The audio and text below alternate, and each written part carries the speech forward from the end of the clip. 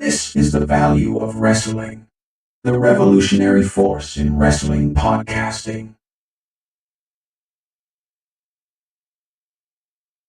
Oh, you didn't know? Well, now you do. Yes, ladies and gentlemen, we are back. We are back right here on the Value of Wrestling with your Monday night review for November 13th. We are another week now into Monday Night Raw. One more to go, and then we'll be at Survivor Series. And the build keeps building. The train keeps going. And we are here. But let's get into the introductions. As you know, the guy sitting across from me is the one, the only. Paulus Clarke. Oh, believe that. And of course, you know me. I'm the one, the only, the BIGTYME, big time. Oh, yeah. We are here. We are live. And we're ready to break down your Monday Night Raw review. We're going to talk about it. We're going to discuss it. We're going to discuss everything that's going on. We thank you for joining us in the feed. Good to see you here, Mr. Z, the gobbledygooker of the season. Everybody give a big thumbs up to our gobbledygooker, this celebrated man, the man of the hour for now.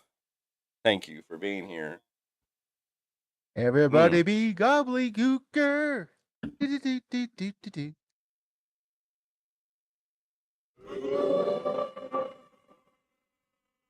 I don't see you doing any better. Because I'm not trying. Shut your mouth, you thong-wearing faggot! Exactly. You ain't trying. I'm not out here trying to do the gobbledygooker. Wherever he is, you never know where he might show up. The gobbledygooker. He'll show up at any time. 1950s sitcom, huh? Hey, you know. Anywho, let's break it down. Welcome to the chat. We see that you're here. If you want to join in the chat, feel free to put your opinion out there as we break it down. Monday Night Raw, November 13th, live from the Capital One Arena in Washington, D.C., in the nation's capital. Michael Cole, Wade Barrett on commentary. We get the opening reviews of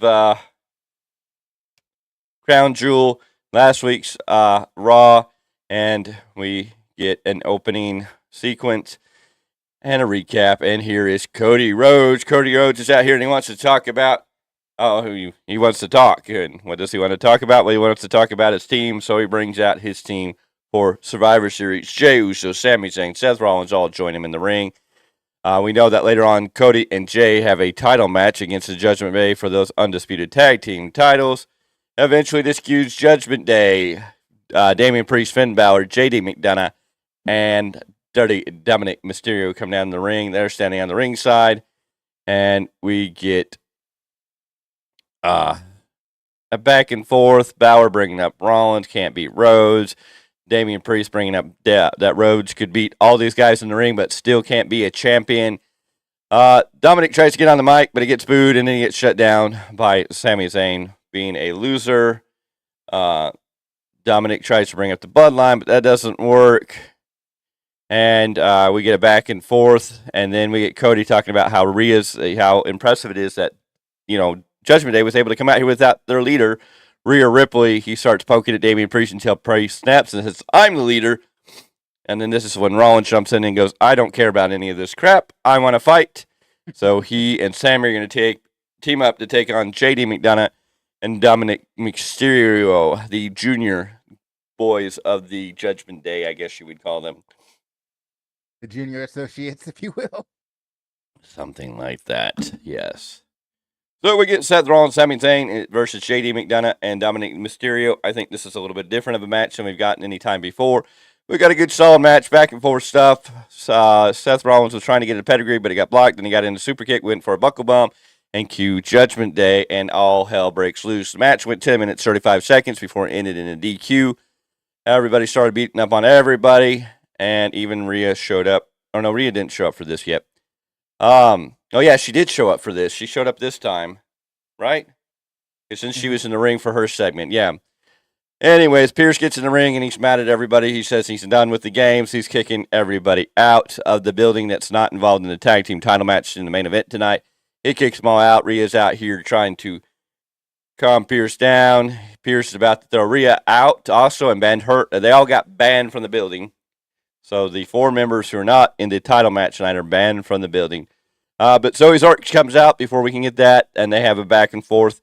And Rhea tells her that she is the best, and Mommy always comes out on top because she is Rhea Bloody Ripley. Yeah.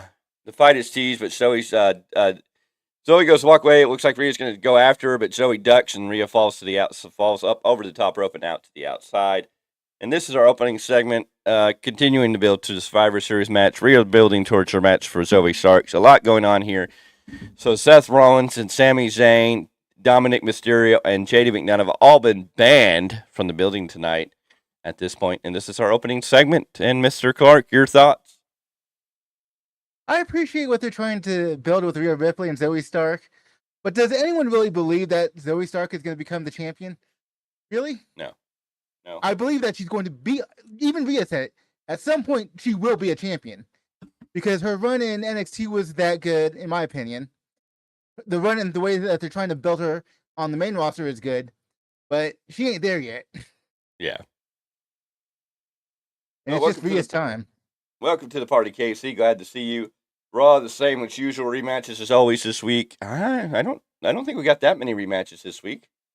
I thought everything was continuations, but not rematches. No, I thought we got different matches that we hadn't seen. I mean, we hadn't seen Sami Zayn and Seth Rollins take on Dom and JD. Yes, it's still the group versus them for Judgment Day, but we got a little different of a taste there. And then, I mean, there was we didn't Piper Niven wrestle tonight. Shinsuke took on Otis, so I mean, we got some different matches. And Miguel, who grew a pair tonight? Well, yeah, we know that. Who grew a pair? A pair of what? What are we talking about, Mr. Z? Well, while we're waiting on him. So from there, we got a video package with Shinsuke Nakamura talking about he wants somebody. Oh, the Raj, yeah, Scrappy Adam Pearce, Scrappy Boy, yeah. Anyways, Shinsuke Nakamura, we got another great video package from him. He's challenging somebody who has privilege, I guess. Leaving it really open to who he's challenging. I guess we're going to have to wait to see who will challenge him. But tonight, he gets to go one-on-one with Otis.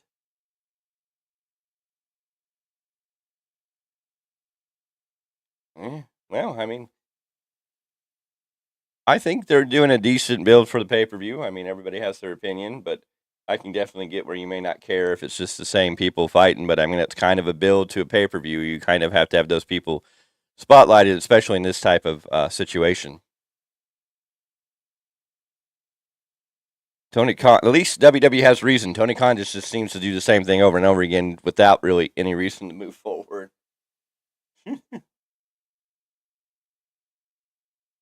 Anyways, we got a pair. Miguel trying to look at those comments here. Be careful, Miguel. Be careful.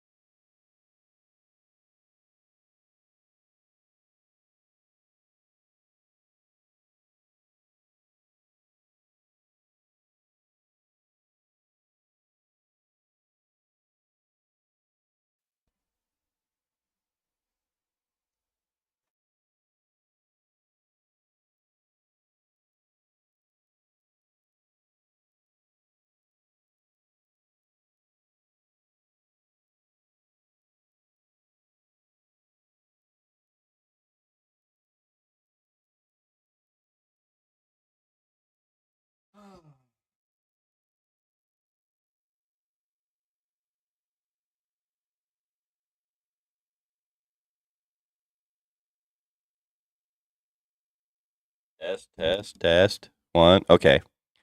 I think I'm back. Hopefully that. Okay. 1. Okay.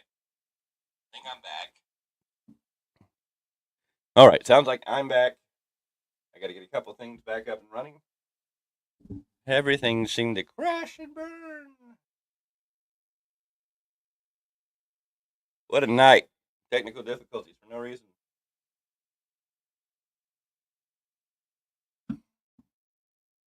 And good. I'm glad everybody can hear me now. Crazy night. Things happen. Everything shuts down, and we have to reboot, restart, reconnect. All right. You're not happy. Let's just go ahead and close you out completely.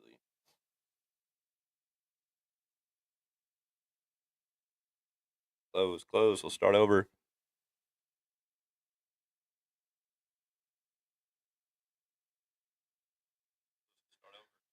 Yeah, Monday Night Raw. Yeah. Once this clears out, hopefully we can get back to having this conversation. What did everybody think of Monday Night Raw?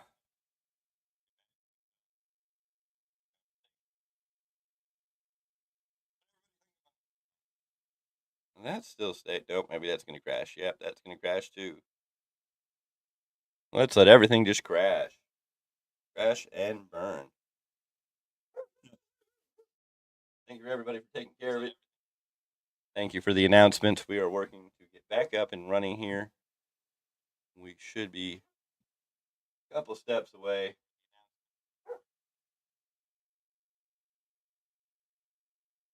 Gotta get that open. Gotta get back in here. That's not exactly what I wanted. Stupid thing. There. Back there. There.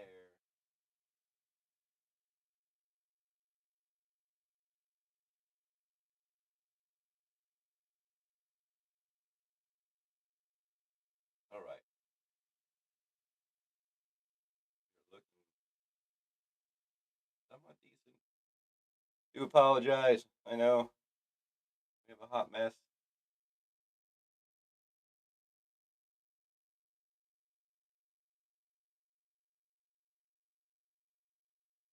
All right. Now we got to get Mr. Clarke back in the studio here. We'll open that up. Close that out. Open that up. We're almost there. We're almost back to Clarke back.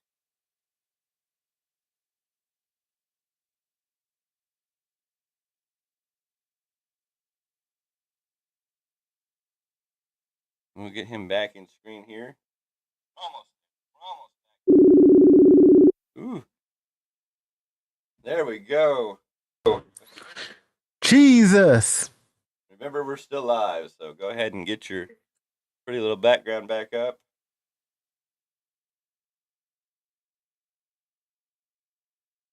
Yes, sounds, yes.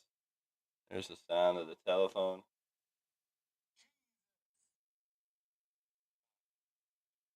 Okay.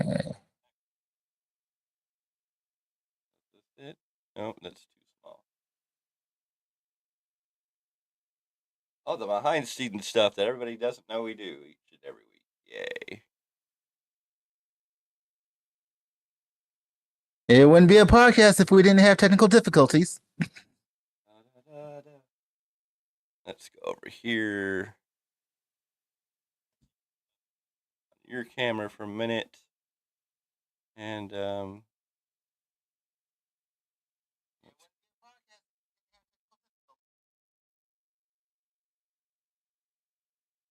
is true. It is true. It is true. We are looking good. We are looking good.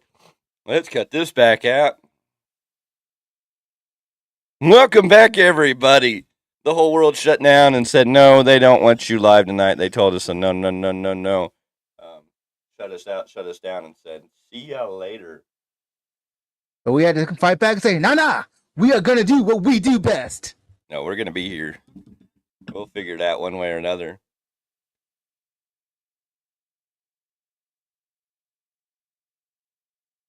Yeah. We have to wait and see This YouTube feed does not seem to be showing live. We'll refresh it and see. I can tell that we're live. All right, everything looks pretty. All right, yes. No, maybe not.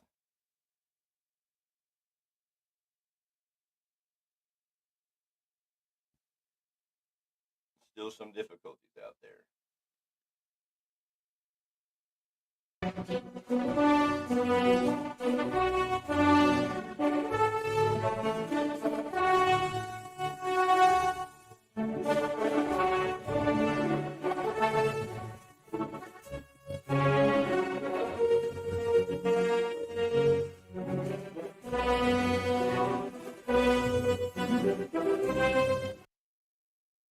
All right, no, that is not the debut of Daniel Bryan on Value of Wrestling, but testing out some stuff, trying to get it to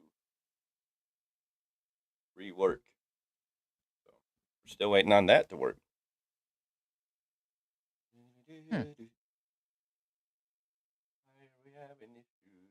From what I can tell on this side, it looks well.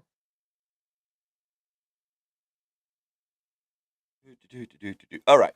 So we were in to the Shinsuke Nakamura promo. He's talking about somebody. We don't know who he's talking about, but he has somebody, and then he's going to take on Otis in the next match. Then we had a moment with Seth Rollins and Cody Rhodes. Seth and Sammy were walking down the hall, and Cody walked up and said he needed a moment. He talked about, can we get one night, 364 days of the rest of the year, you can dislike me, but for one night, can we please get along? And, of course, Seth Rollins agreed for one night he'd get along with Cody, and that's what we got. So, yeah. And then we got the Otis and Nakamura match. Nakamura won. A good, solid match. Both guys looked really good. And, yeah, your thoughts on Nakamura and Chad Gable, Mr. Clarke? Well, the Otis versus Shinsuke Nakamura match, they actually sold me a ticket for a moment with the World's Strongest Slam. I was like, holy snap, they might actually make Otis serious for a second. I was like, oh, well, I guess it makes sense for the story they're trying to build for Shinsuke, so I'm not too mad about it. Yeah.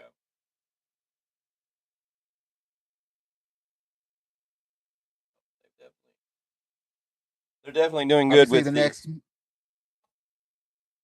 Go ahead. Obviously, the next chapter of this, whatever they're building for Shinsuke, is going to be obviously versus Chad Gable. Just a little stare down after the match. Yeah. And we still don't know who he's talking about, so we're talking to. Why are you not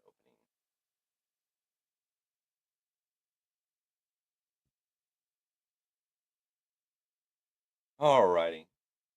That's sad. Oh, there we go.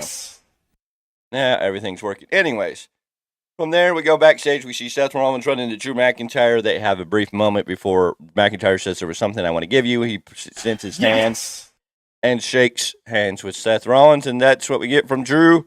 A weird little moment that you couldn't really decide if he's going to not turn or is this a setup to turn.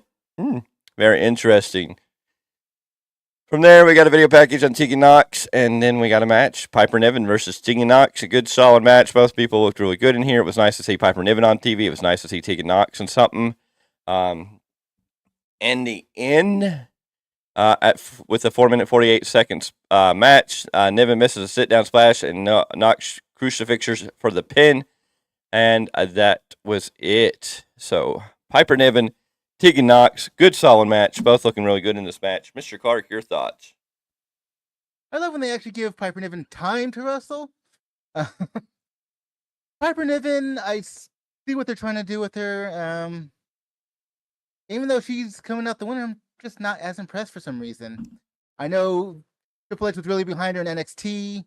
Obviously, now that she's on the main roster, the company in general is behind her, trying to see what they can pull out of her. She's not doing anything wrong. It's just I'm not impressed for some reason.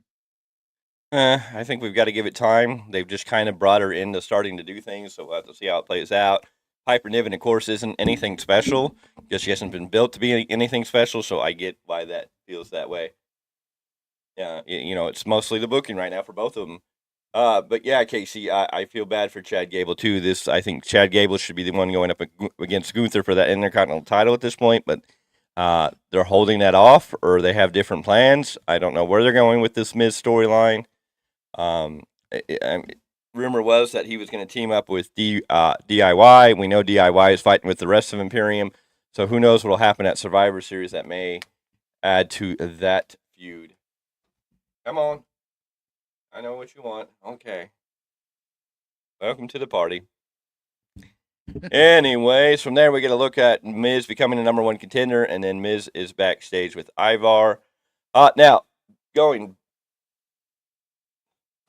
back during the Cody Seth Rollins exchange, if you looked in the background, somebody walked out from the room and was pushed back for a brief moment. I thought it might have been Nikki Cross's husband, Killian Dane. It looked like it, but it might have been Ivar, but I couldn't tell. He walked out so fast and got pushed back.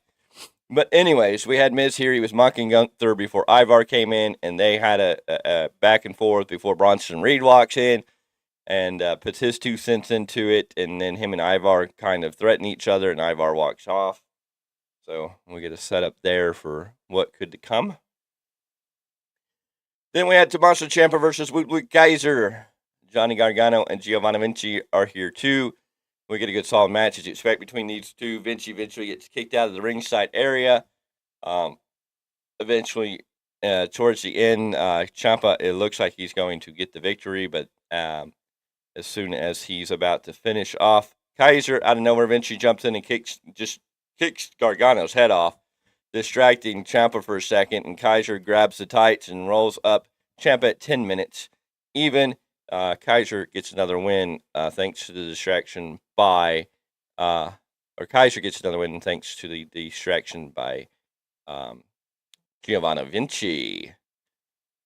Good solid match. Tommaso Ciampa looks good. I'm tired of seeing him win. I need to see DIY doing their thing as a tag team. This thing with Imperium, I know they're trying to drag out to some point. There's some storyline here, so they're just trying to keep us involved in some way, but I hope this pans out to something and going forward. Your thoughts here about Ludwig Kaiser and Tommaso Ciampa? I'm kind of happy for my European boys over here, especially Ludwig. Like, we know how good Tommaso Ciampa is, especially if you've seen his NXT run. They do, like you just said, they do need to do some more as a tag team. Start building the tag team story and not just the slow burn between DIY and Imperium. Yeah. We really don't know where that's going.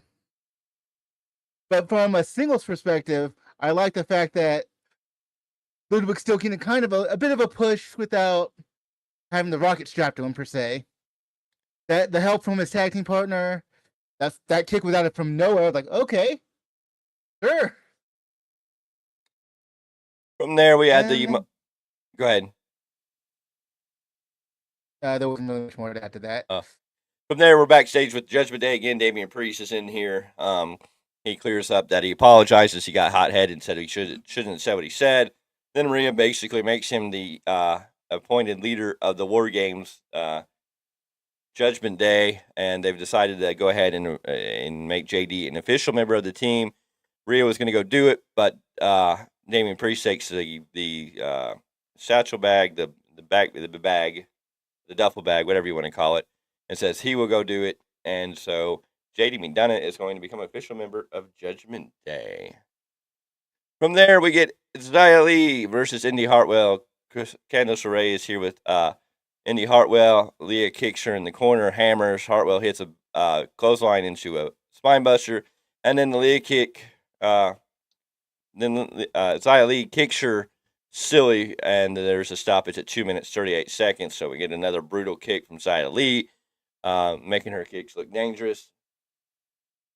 I don't think he walks out. I think he's going to get kicked out. I think that's what we're seeing being built here. It's just after tonight, we know that that's definitely he crossed the line, and I think he's going to get taken out. I don't think he walks out, but I think we're going to wait until after it's Judgment Days. Damian Priest may eat the loss, and that may be the thing that gets him kicked out on the Raw after Survivor Series. So that's what I assume, and especially with the way Raw ended the night, I don't think Damian Priest is going to be much longer a part of Judgment Day. So it should be very interesting how that plays out and where the Money in the Bank goes. So anything could happen with that. Anyways, post-match, Becky Lynch is out here, and she says she's not waiting for Xia Li. She is coming after Xia Li. She's looking for a fight, but Lee bails from the threat of a manhandle slam. And Lynch says she has 7 days to run. So it's official. Becky Lynch, Xia Li next week on Monday Night Raw. Gunther comes up to The Miz and says it's time for the beating. Miz tells Gunther to watch his match tonight to see what he can do. At Survivor Series, Gunther is going to learn the difference between the longest reigning and the greatest of all time. Gunther says good luck for tonight, but it won't be anything like Survivor Series. We then get a look back at Zoe Starks winning a Battle Royal to become the number 1 contender. Shayna Baszler praised Starks, as does Raquel Rodriguez. And then the Nameless one walks into the picture. And the Nameless one is mocking them all, and Rodriguez challenges the Nameless one, and now we have to suffer through a match next week on Raw as Raquel Rodriguez takes on the Nameless one. Yay. Freaking yay. Dora versus the Nameless one? You're not excited about that? No. Raquel Rodriguez doesn't. It's like Dora the Explorer taking on Flubber. I don't know what else to say. I'd rather watch paint dry. So, yeah. Neither of them do anything for me. Raquel Rodriguez will come out and do her stretch and think she looks whatever she thinks she looks. And then the Nameless one will bounce around the ring like a flubber ball and then play smash cake and probably win because they want her to look devastating. Why? I don't know, because they're drunk on bad Kool-Aid. Who knows? This is what happens when you do favors for The Rock. Exactly. Anyways, here's The Miz versus Ivar. We get a good solid match here. Eventually, Bronson Reed comes out and takes a chair. He pulls out a chair and just sits down. Ivar is slamming The Miz. We eventually get yes kicks. We get a skull-crushing finale turned into the world's strongest slam for 2. Ivar loads up for the moonsault while Reed offers a distraction, allowing Miz to get the roll-up at 11 minutes, 11 seconds.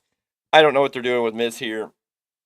This was a decent match. I think Miz could have lost this match, so you could have still told the story of, he couldn't beat Ivar, who's a big guy. Can he really beat Gunther?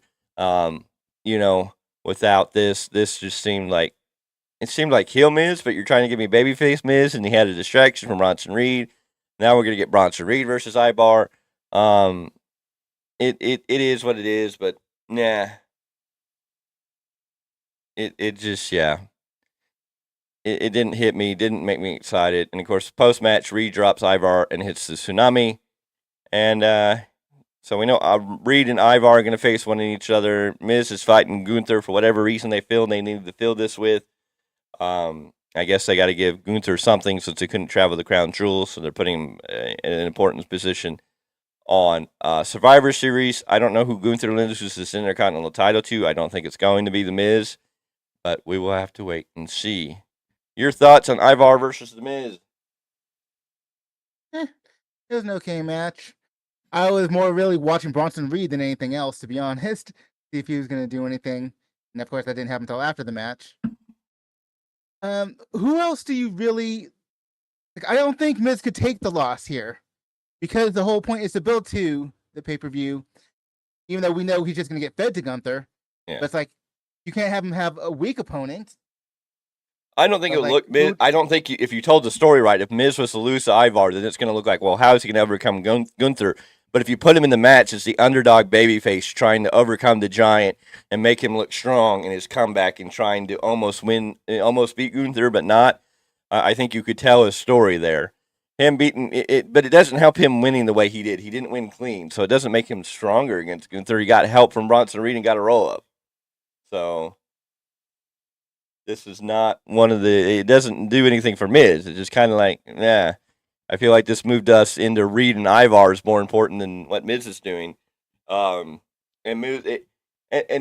I understand why this would be a reason not to care about Gunther and Miz, but I think Gunther and Miz are going to give us a good match. That's the key. The wrestling match will be good. What story we're going to get, I don't know. Everything else leading up to it hasn't been great. It's not what I would consider the match I'd want to see, but I know Miz is going to give us everything he's got. He's going to make Gunther look good. Gunther's going to, bring it, and it's going to be a good, solid match. That's in the ring. It'll be good and solid. Anyways, we got another video we got another video package for War Games, and then we had Damian Priest go up to JD McDonough. It took him a long time to find him. Officially, he puts him on the team. Says congratulations. Balor comes in and tells McDonough that him and Dominic need to get together and get out of here before Pierce finds out. And then we cut to Gunther with Giovanni Vinci and Ludwig Kaiser. Or Ludwig Kaiser and Giovanni Vinci are talking before Gunther steps in. Gunther praises them. Or he praises Giovanni Vinci, not Ludwig Kaiser. He ignores him.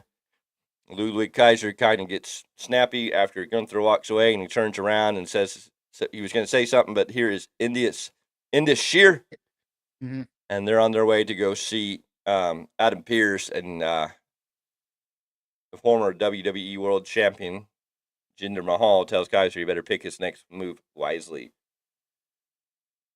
I am so surprised you've actually given him credit. I know so many people just hated that era with him as champion.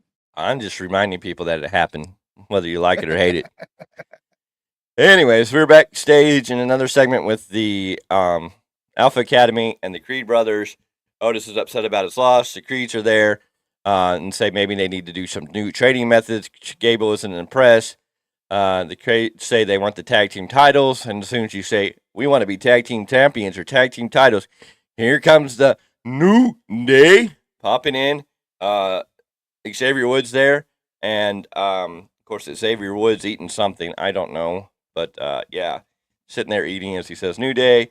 Akira Tozawa has the World Championship belt for the Washington Redskins. Chad Gable asks him where he gets that. Tozawa starts dancing, and of course Xavier Woods says, "Ooh, Tozawa, that's nasty."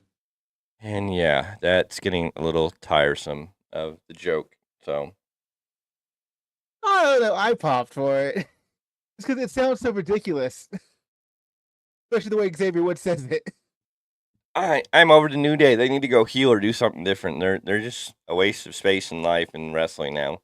They don't bring anything new, and it's just like, oh, they're doing this comedy crap, and I'm just like, no, please, no.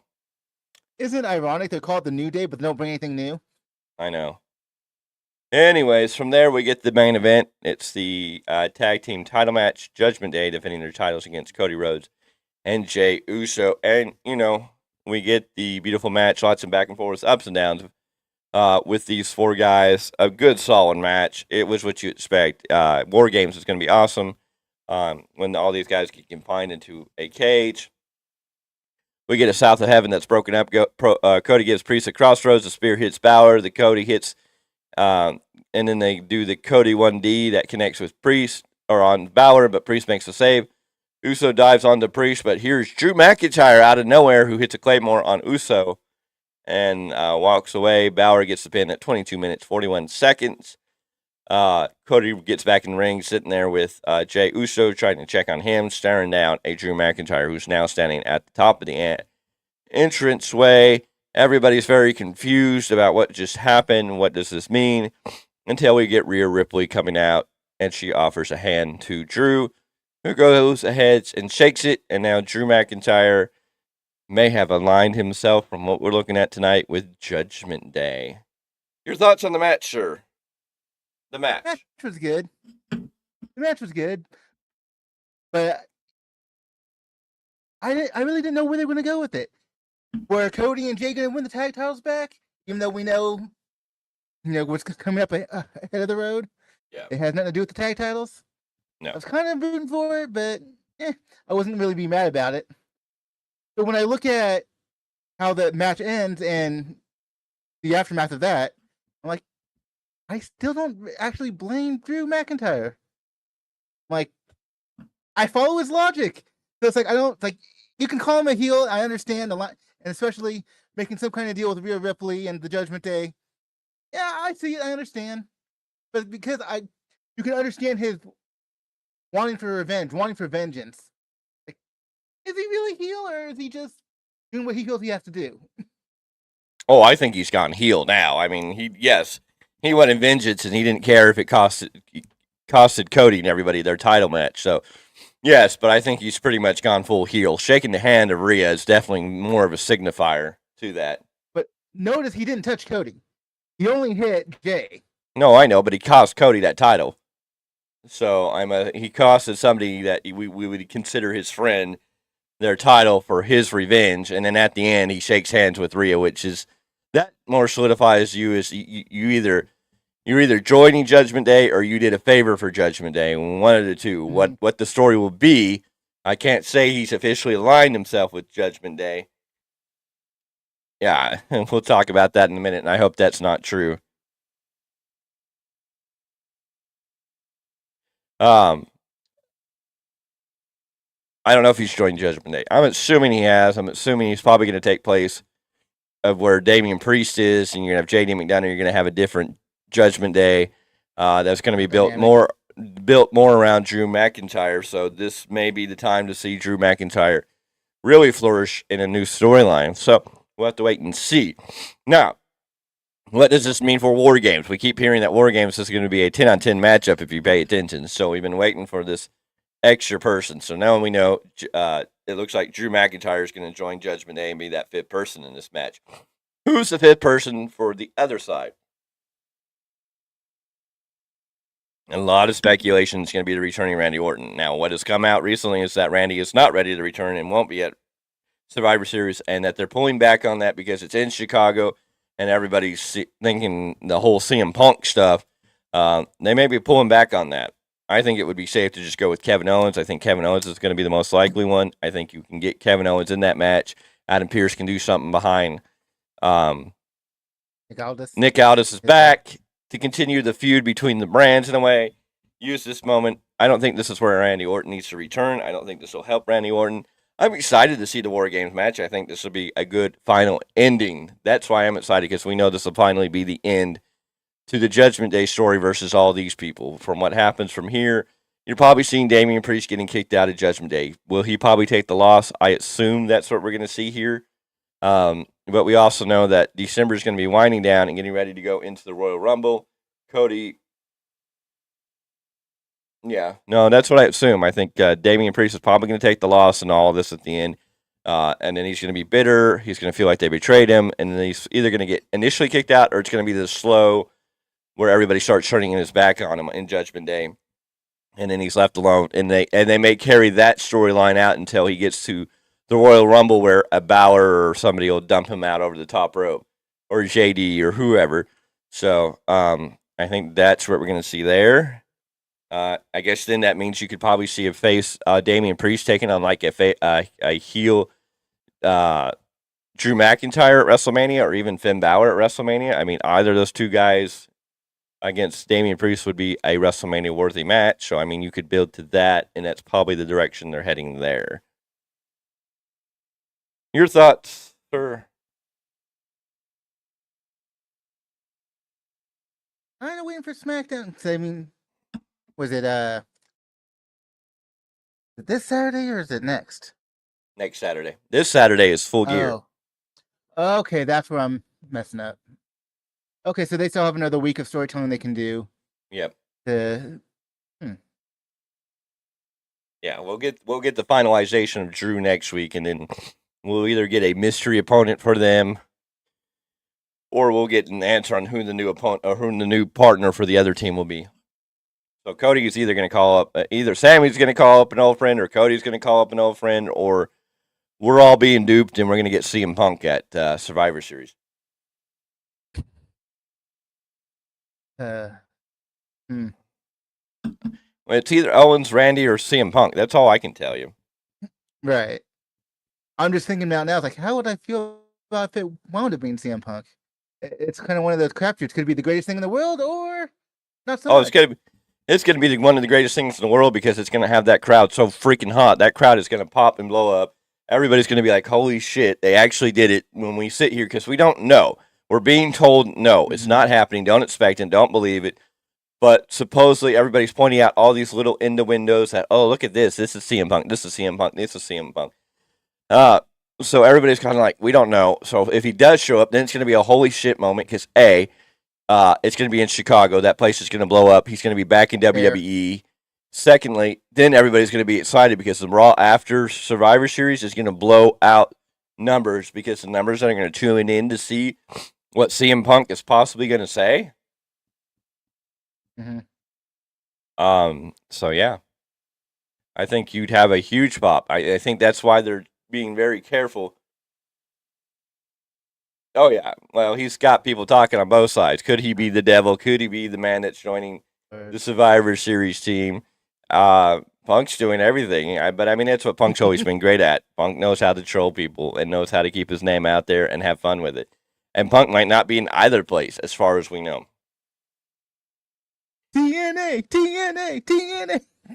I wouldn't mind. But WWE's got to be real careful here. And then the talks of Randy returning at this point, there's been hesitation to pull the trigger on that because if it's not CM Punk as the mystery man, if they offered a mystery man and it's not CM Punk in Chicago, would Randy Orton get booed?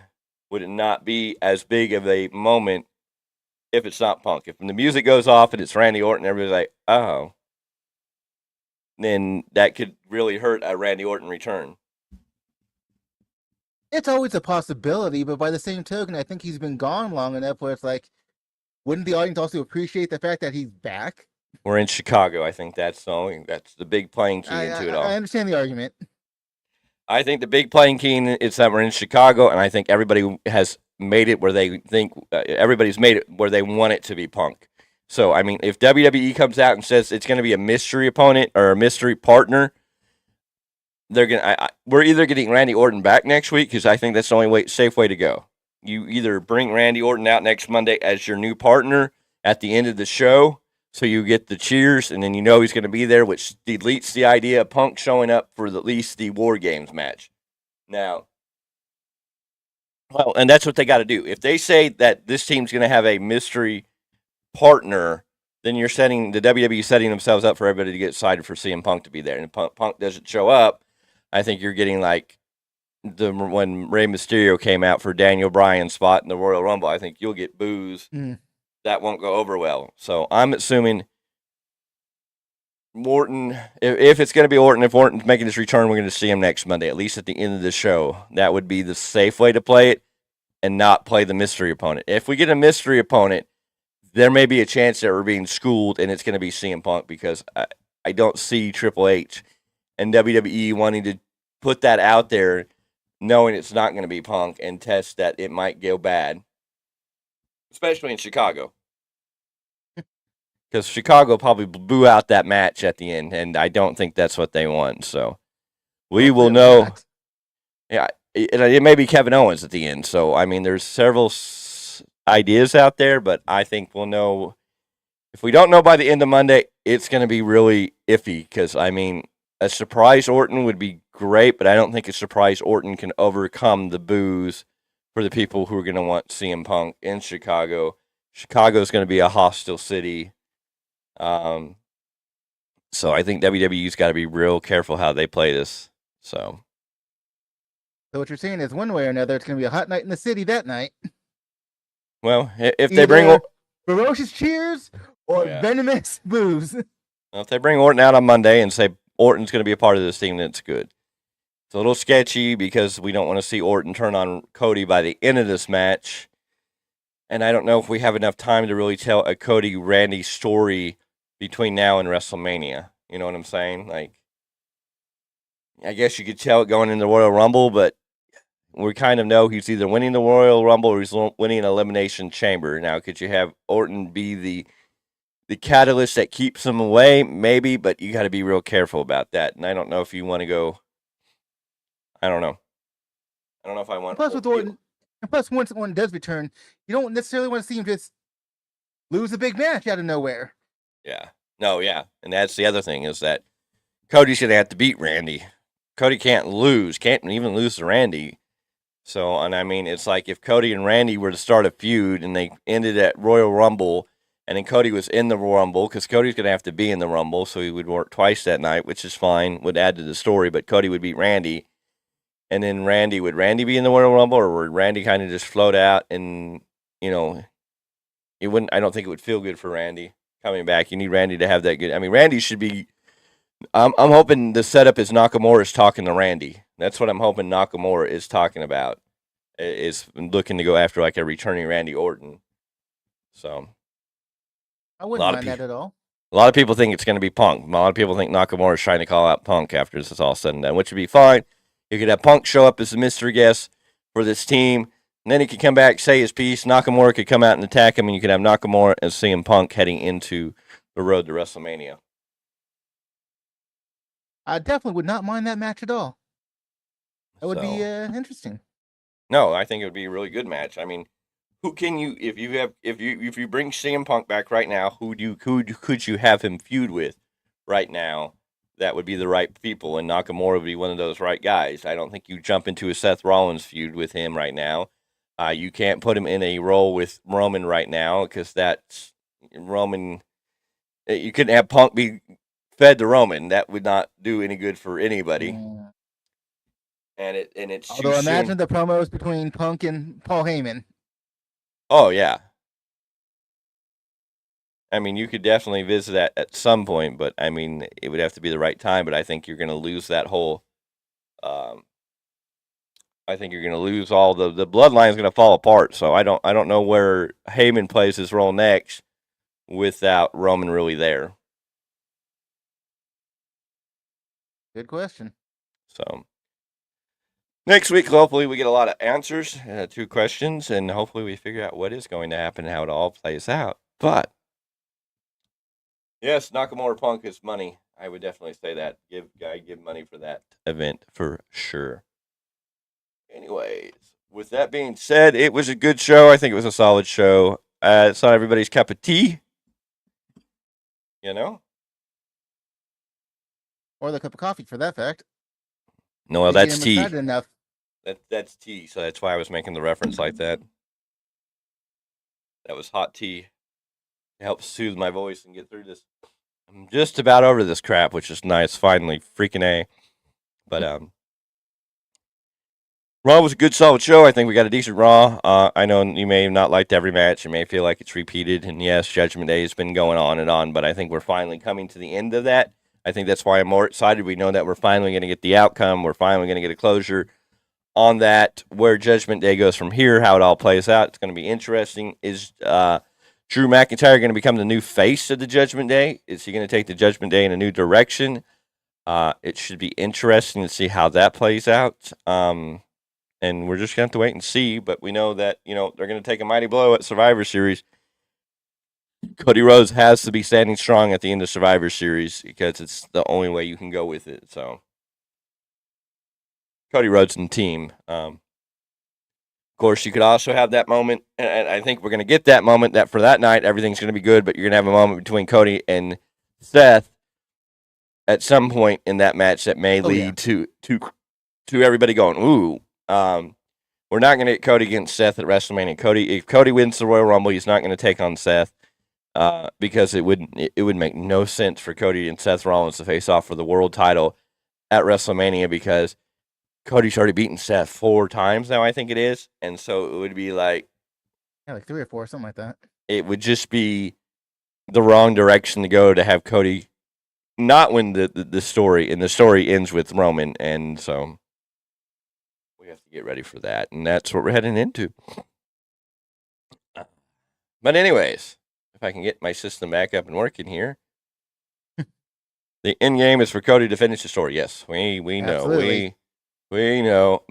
Mr. Z, our gobbledygooker is always like...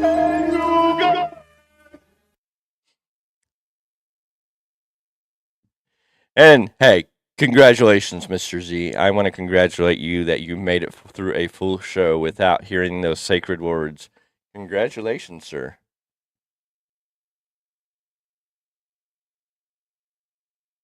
Mr. Z, Mr. Z.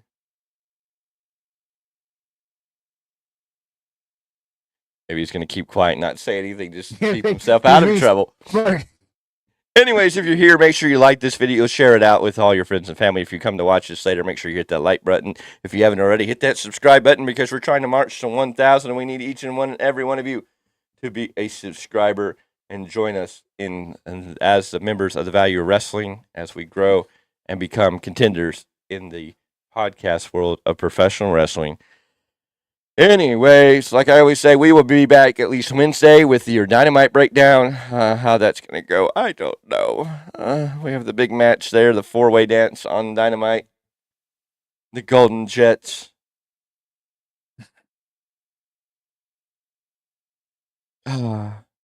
Ibushi and Paul White Well, it's Paul White. Versus the Don Callis family of Kyle Fletcher, Powerhouse Hobbs, Takeshita, and Brian Cage, because Sammy Guevara still hasn't passed concussion protocol. So, yeah, a weird match there. We're going to hear from MJF and other stuff. But, yeah, hopefully Dynamite turns the corner to being something decent, but we'll have to wait and see. Yeah, like I say, until the next episode. You know it, ladies and gentlemen. Let me find the magic button. We're going to get out of here. We'll call it a night, and we will see you on the next one. There's that button. We're gone.